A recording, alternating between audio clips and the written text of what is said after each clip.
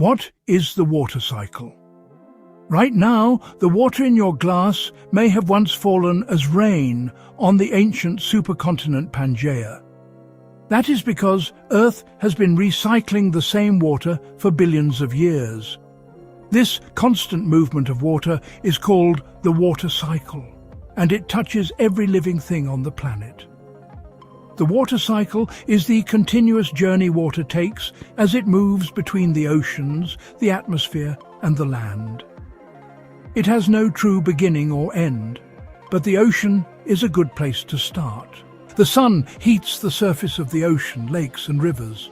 That heat transforms liquid water into invisible water vapor in a process called evaporation. Plants add to this as well. They release water vapor through their leaves in a process known as transpiration.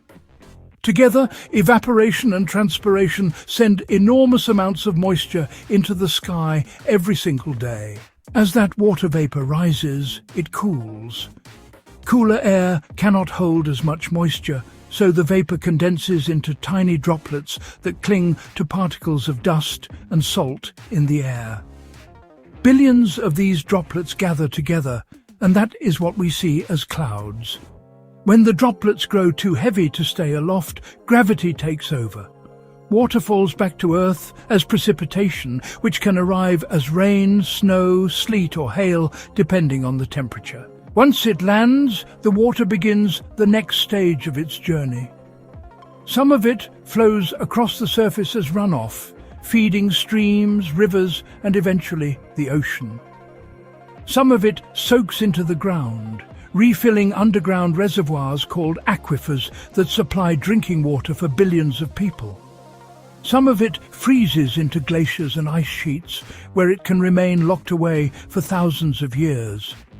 And then the sun shines, evaporation begins again, and the cycle continues. This process matters far beyond the weather forecast.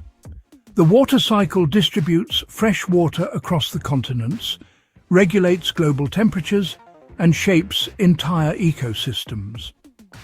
Scientists at institutions like NASA and the National Oceanic and Atmospheric Administration monitor the cycle closely because a warming climate is speeding it up.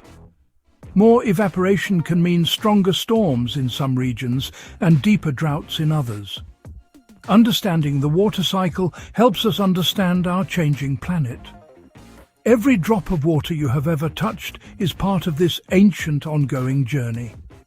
For more on this story, find a link to the full article on Earth.com in the description.